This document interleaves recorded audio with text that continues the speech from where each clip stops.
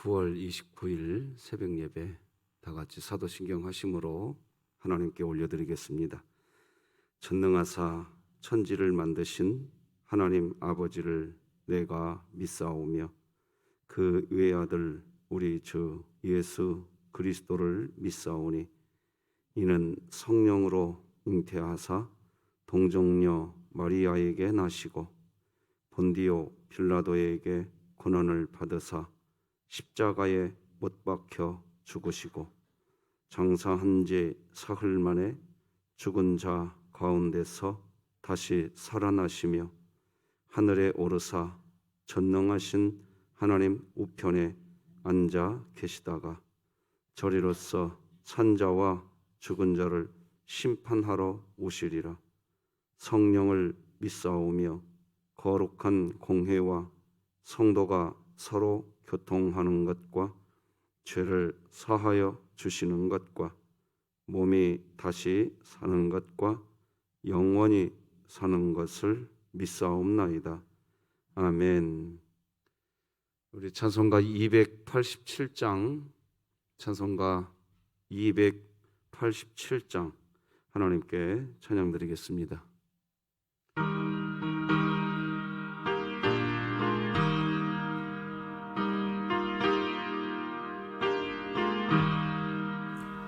예수 앞에 나오면 제사함 받으며 주의 품에 안기어 편히 쉬리라.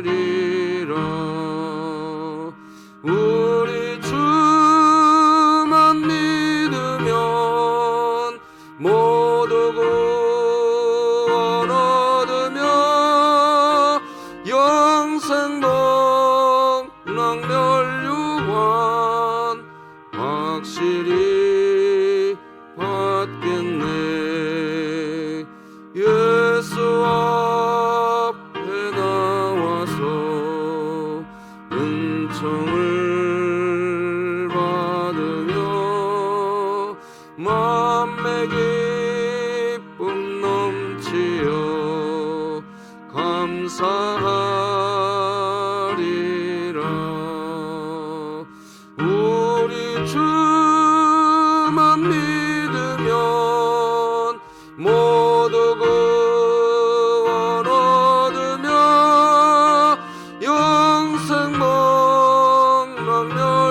영생복락멸류관 확실히 받겠네.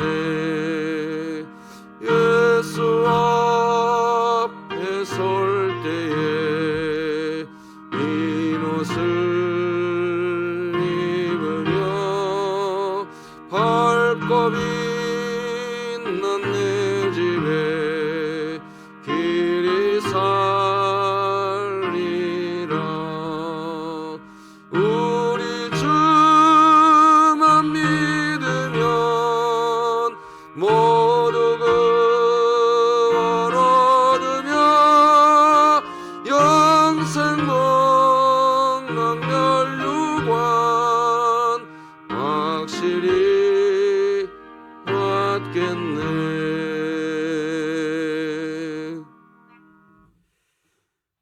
오늘 함께 나눌 하나님 말씀은 구약성경 출애굽기 22장 16절에서 마지막 31절까지 말씀 되겠습니다.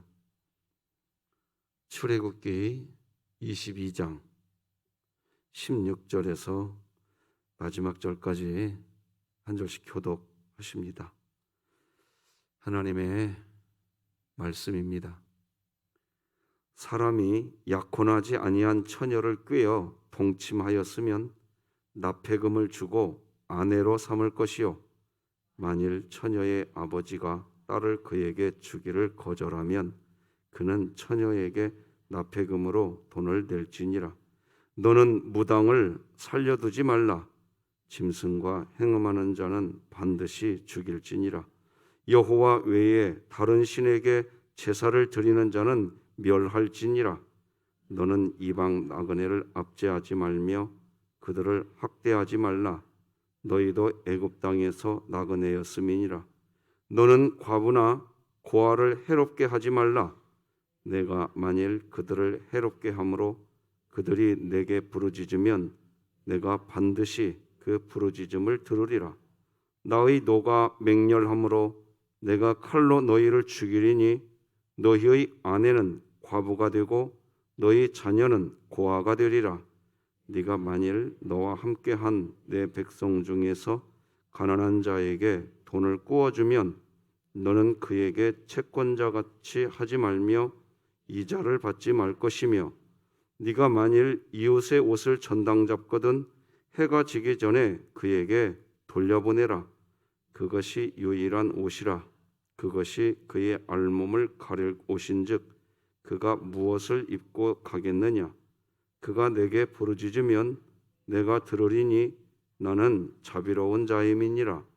너는 재판장을 모독하지 말며 백성의 지도자를 저주하지 말지니라. 너는 내가 추수한 것과 네가 짜낸 즙을 바치기를 더디하지 말지며 내 처음 난 아들들을 내게 줄지며 내 소와 양도 그와 같이 하되 이레 동안 어미와 함께 있게 하다가 여드레 만에 내게 줄지니라. 너희는 내게 거룩한 사람이 될지니 들에서 짐승에게 찢긴 동물의 고기를 먹지 말고 그것을 개에게 던질지니라. 아멘. 자, 하나님의 말씀이 우리 안에 있기를 소망하면서 오늘도 같이 외쳐봅시다. 시작. 하나님의 말씀이 나를 신방하게 하라. 이 또한 지나가리라. 아멘. 자, 이사야 말씀 시작. 오직 여호와를 앙망하는 자는 새 힘을 얻으리니 독수리가 날개치며 올라감 같을 것이요 다름박질하여도 곤비하지 아니하겠고 걸어가도 피곤하지 아니하리로다. 아멘. 3분의 시간이 우리 인생의 방향을 바꿔놓을 수 있습니다. 하나님과 호흡하는 3분 기도가 우리 진흥교회에 가득하기를 바랍니다. 오늘은 감각되는 영광, 부어지는 은혜, 감각되는 영광, 부어지는 은혜, 이런 제목으로 하나님 말씀 나누겠습니다. 설교 말씀을 들으시고 난 후에 성도님들께서 은혜 받았습니다 라고 하시는 말씀이 무슨 뜻인지 그것을 설명할 때 두 가지로 설명합니다. 첫째는 말씀에 은혜 받았습니다 라는 말의 뜻은 내가 설교에 동의한다는 뜻, 즉 내가 설교 말씀을 들었는데 내 안에서 반발심이 안 생긴다는 뜻으로 좀 더 나가면 내 자신의 지적 동의와 내 자신의 감정적 동의가 일어났다는 뜻입니다. 그러나 여기에는 철저하게 나 중심입니다. 나 중심. 자, 두 번째는 말씀에 은혜 받았습니다 라는 말의 뜻은 그냥 감각되는 영광, 부어지는 은혜를 받았다는 의미입니다. 이것이 진정한 은혜 체험이고 영광 체험이고 나 중심이 아니라 내 느낌보다 큰 겁니다. 그냥 하나님으로부터 원래 은혜는 그냥 주어지는 은혜인 겁니다. 나 중심에서부터 시작되는 게 아니라 원래 은혜는 외부에서 오는 그냥 압도적인 힘인 겁니다. 그래서 은혜를 받을수록 동시에 내 자신의 죄가 함께 고백됩니다. 이사야 선지자는 그것을 체험한 사람입니다. 그래서 성경 이사야서를 보면 선지자가 성전에서 하나님을 만나게 됩니다. 그런데 선지자가 하나님을 만나게 될 때 그냥 부어지는 은혜를 하나님의 영광이 그냥 임해버립니다. 내 생각이 이러니까 그 말에 내가 은혜 받았다, 그런 거 아닙니다. 하나님의 영광이 그냥 압도됩니다. 자기 의도가 아닌 그냥 주어지는 은혜입니다. 이사야 선지자 자신의 마음 안에서 나오는 어떤 자기의 의견이 저 말에 동의가 된다, 내가 갖고 있는 어떤 나의 생각이 맞네, 저 말이 맞는 거네, 그런 거 아닙니다.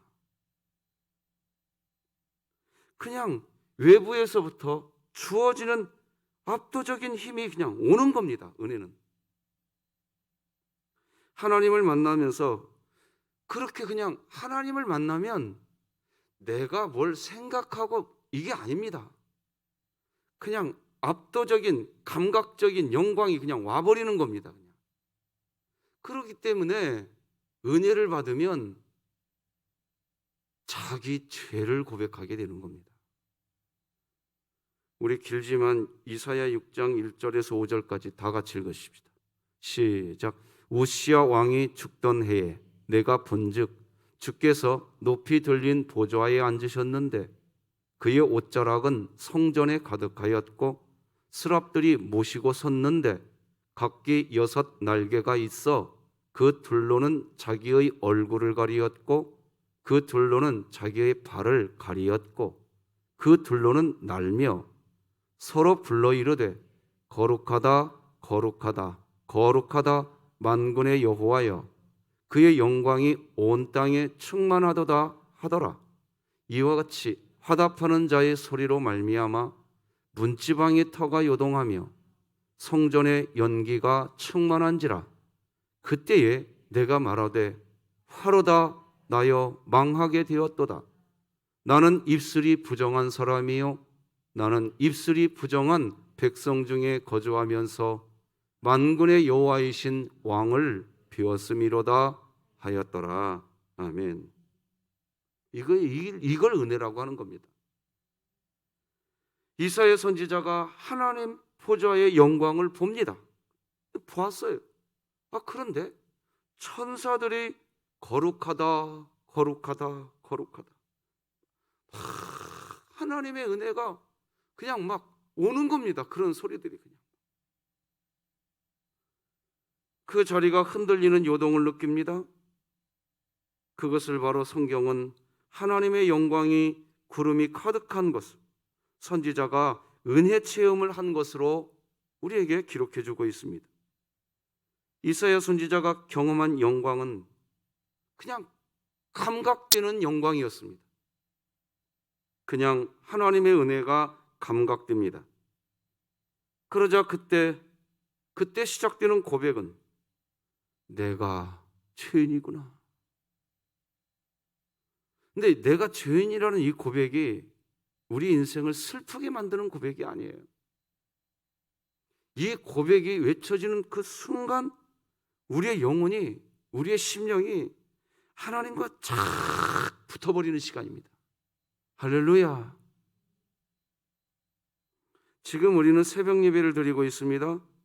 예배 시간에 은혜를 받는다는 것은 내가 설교 말씀을 들었는데 들은 그 말씀이 내 마음 안에서 반발심이 생겨나지 않는 상태, 듣게 된 그 말씀이 내 마음에 동의가 된 상태, 그것을 예배 시간에 하나님께 받은 은혜라고 하지 않는다는 겁니다. 예배 시간에 받는 하나님의 은혜는 그냥 부어져 버리는 겁니다. 나에게 어떤 생각이 있었는데 부어져 버리면서 막 마치 쓰나미가 밀려오듯이 막 은혜가 들어와 버리면 내가 가지고 있는 생각, 이것을 하나님께 이야기한다는 것이 창피스러워져 버립니다. 내가 가지고 있는 어떤 내 주장, 이것을 하나님께 이야기한다는 것이 죄스러운 마음이 들어버립니다.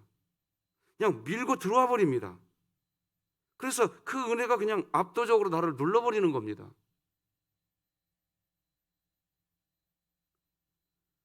그래서 예배 시간에 누가 참 은혜를 받았는가 하면 하나님의 만져주심, 부어주심을 하나님 나는 기다립니다.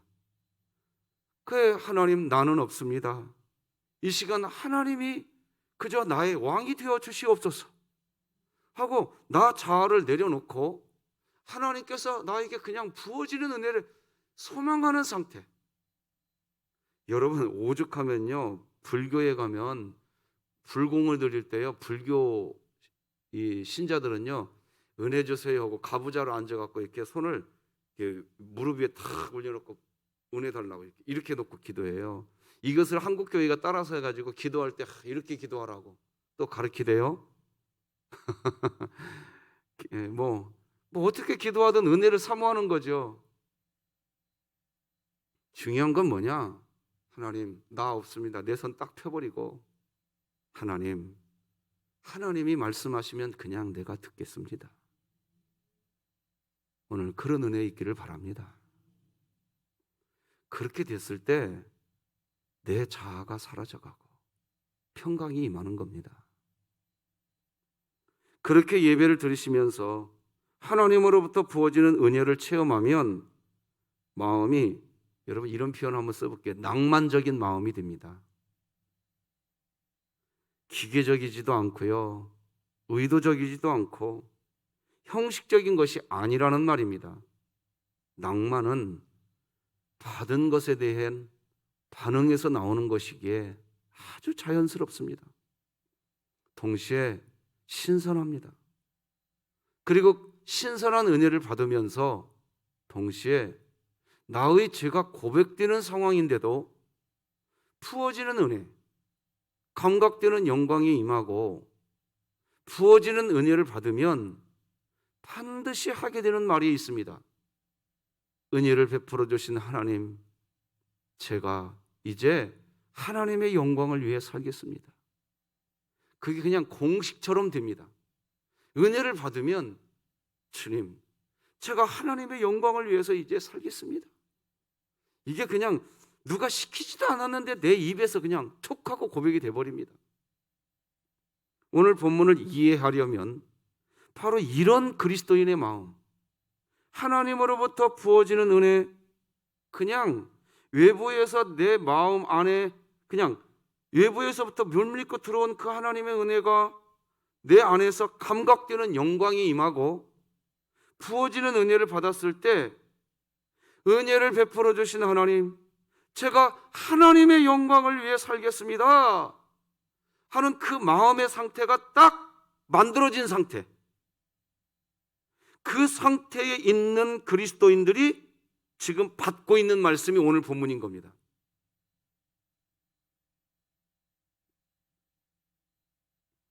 바로 오늘 본문은요, 하나님으로부터 받은 은혜로 인하여서 하나님, 제가 이제 어떻게 하면 제가 하나님의 영광을 드러낼 수 있겠습니까? 말씀해 주십시오. 그러면 내가 그렇게 살겠습니다. 그런 상태가 딱 되어져 있는 상태입니다. 지금 이스라엘 백성들의 마음 상태가 사실 오늘 본문만 그런 게 아니라 어제도 그랬고 그제도 그랬습니다. 출애굽기 20장부터는 그 상태에서 말씀을 받고 있는 겁니다. 지금 여러분, 저는 금요일 날, 토요일 날과 주일 날 메시지를 나누질 않아서 좀 더 맥이 끊긴 부분이 있는데요, 기억나실 겁니다. 지난 금요일 날 우리는 출애굽기 19장을 말씀을 나눴습니다. 출애굽기 19장. 그때 하나님께서요, 이스라엘 백성들을 만나시기 위해서 시내산에 강림하셨습니다. 기억나시나요? 출애굽기 19장에 그때 시내산에 놀라운 역사가 나타났습니다. 바로 출애굽기 19장 18로 19절인데 다시 한번 읽어드려 볼게요. 시내산에 연기가 자욱하니 여호와께서 불 가운데서 거기 강림하심이라.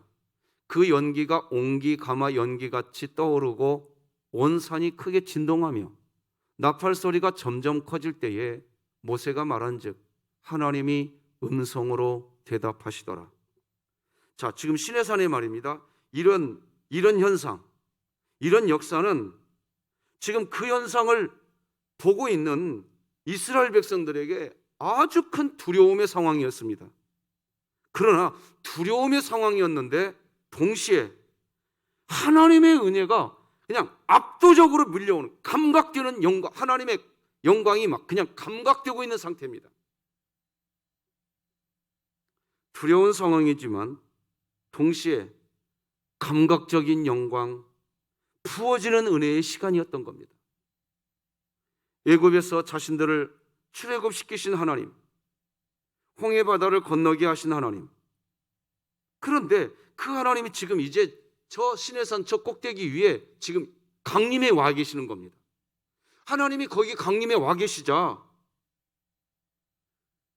그 산 밑에 있는 백성들에게 그냥 막 은혜가 그냥 와버린 겁니다. 그냥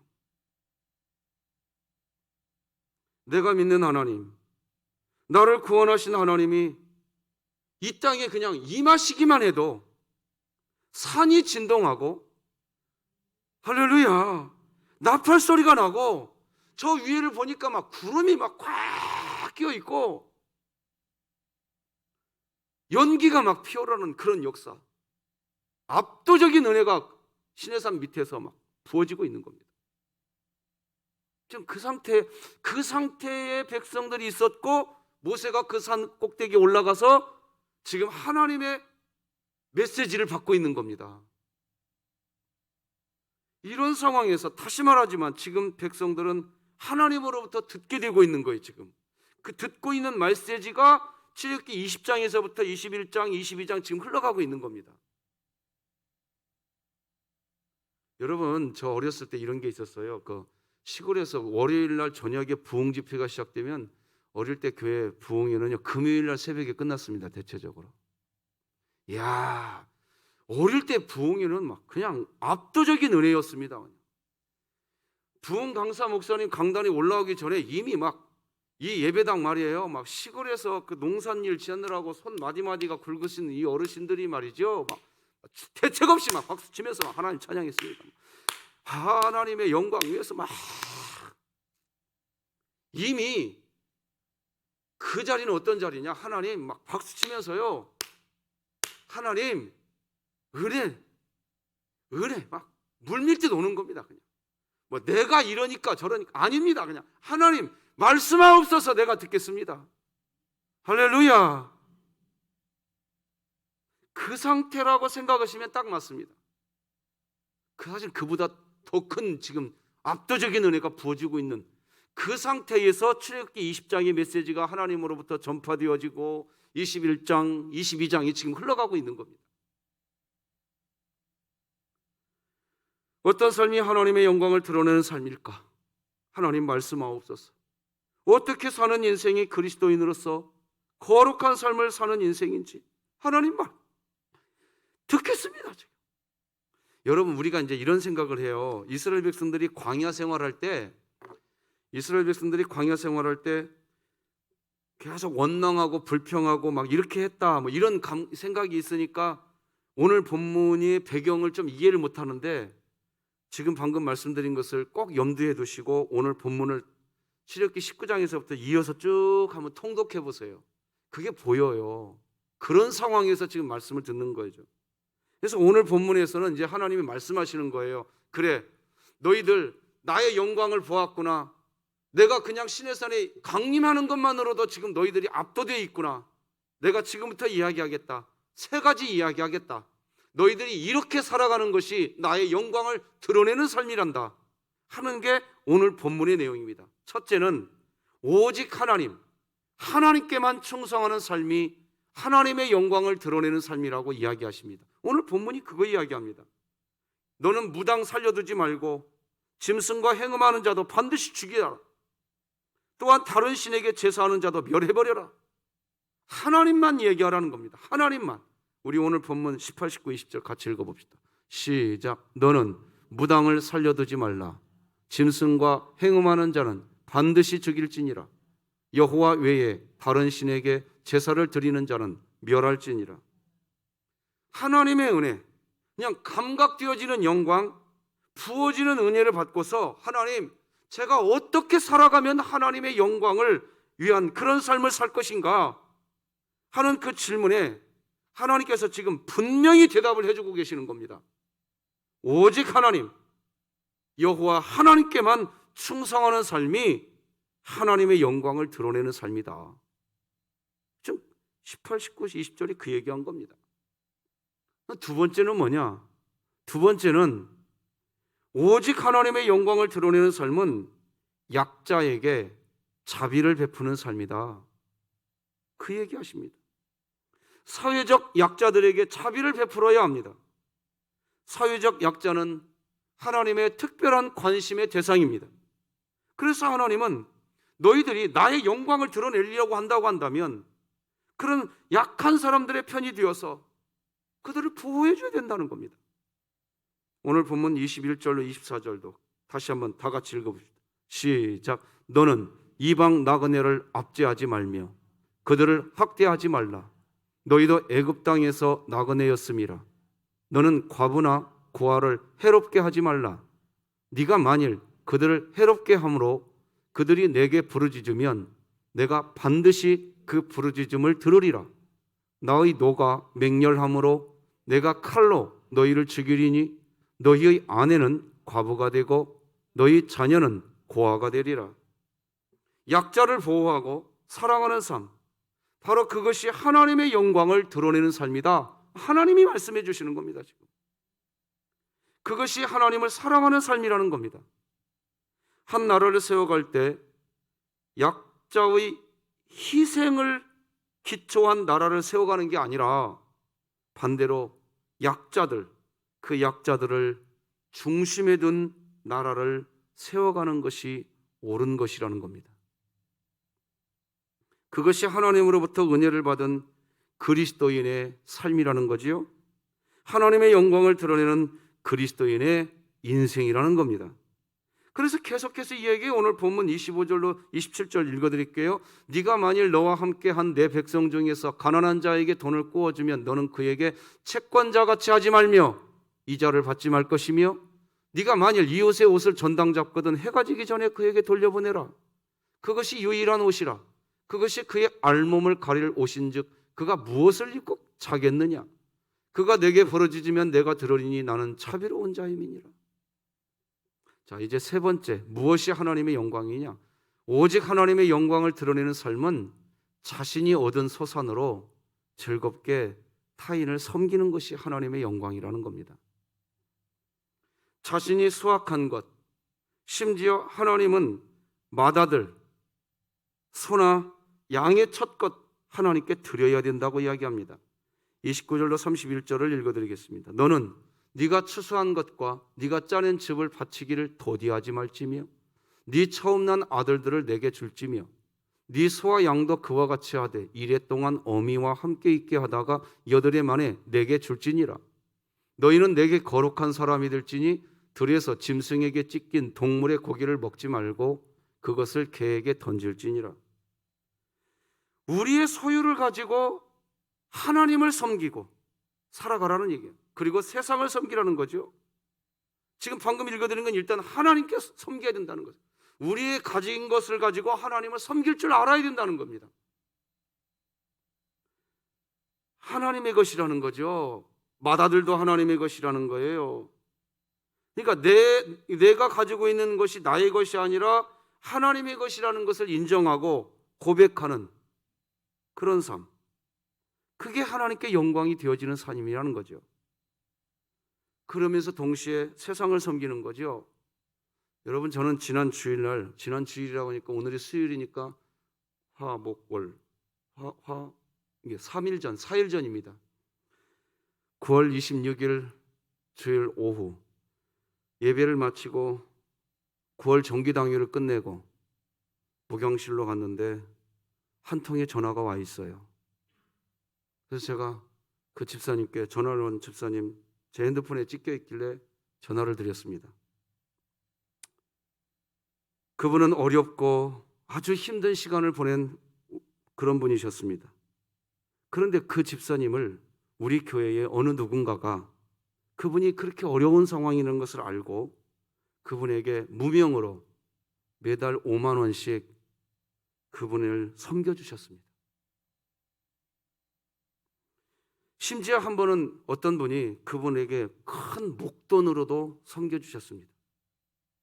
그분은 그렇게 힘든 시간이었는데 우리 교회의 어떤 무명의 성도님들이 그분의 그 어려움을 알고 그렇게 섬겨주셨습니다. 그런 섬김을 받으셨던 그 집사님은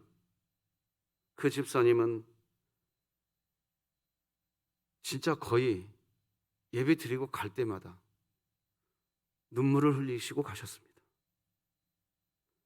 교회 예배당에 와서 예배 드리고 갈 때마다 목사님 고맙습니다. 오늘도 하나님이 제 가슴에 있습니다. 그리고 가셨었습니다. 하나님으로부터 부어지는 자기의 은혜, 나에게 주시는 하나님의 은혜, 너무나 감사하다고 늘 고백하셨습니다. 그러면서 그분이 입버릇처럼 그랬습니다. 목사님, 제가 제 삶의 현장에서 최선을 다해서 세상을 섬기는 게 내 자신이 해야 할 하나님의 영광된 삶이라고 저는 여겼습니다. 그래서 그렇게 살고 있습니다. 그래서 그 집사님은 자기가 살고 있는 자기 삶의 주변에서 최선을 다해서 자기가 그런 은혜를 받았으니까 나도 섬기면서 살겠습니다 하면서 주변 분들을 돌보고 챙겨주고 하는 일을 나도 그 은혜 받았으니까 나도 그렇게 하겠다고 그렇게 하셨습니다. 그런데 그분이 그렇게 했는데 그분이 다니는 회사에서 투표를 했답니다. 누가 진짜 최우수 사원이냐? 그분이 1등을 먹은 겁니다. 우리 교회 집사님이. 근데 그 1등이 된 그 최우수 사원으로 뽑힌 포상금이 있었는데 그 포상금을 전액 저에게 다시 가지고 오는 거예요. 목사님, 이건 제가 받을 돈이 아닌 것 같아요. 제가 그 은혜를 받았기에 하나님으로부터 주어지는 그 은혜를 내가 받았기에 내가 받은 이 포상금은 내 것이 아닌 것 같아요. 우리 교회 어렵게 사는 우리 아이들에게 또는 성도들에게 홀로 행해 주세요. 그래서 그 돈 전액을 우리 교역자들과 조용히 우리 교회에 어느 가정에 장학금으로 주었습니다.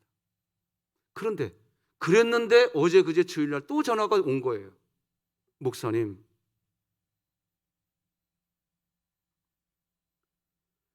제가 자막을 제가 원본을 드렸으니까 원본을 보시면서 그때 띄워주시면 좋은데, 최우수 사원으로 이렇게 선택이 됐잖아요.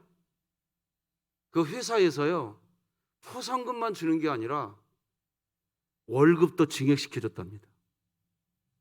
매달 월급도.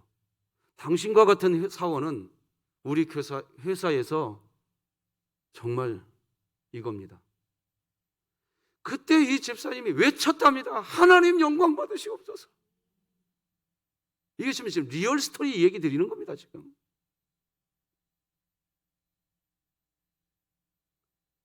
그리고 나서 그날 저녁에 집에 와서 기도를 하는데 내가 더 증액된 내 월급은 내 거가 아니라는 생각이 들더래요.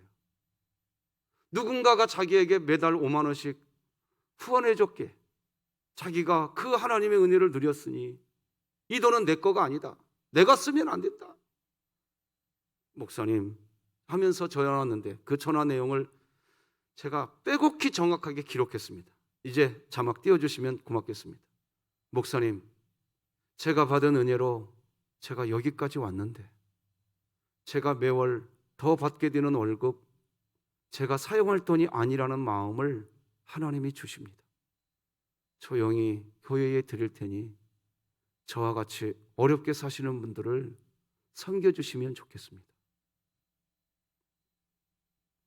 그렇게 하시는 겁니다. 집사님, 어떻게 이런 생각을 하셨어요? 딱 한마디 하시는 거예요. 목사님, 하나님께 영광 돌리는 삶 살고 싶습니다. 그저 감각되는 하나님의 영광, 부어지는 하나님의 은혜를 체험한 섬기고 싶은 겁니다. 하나님의 영광을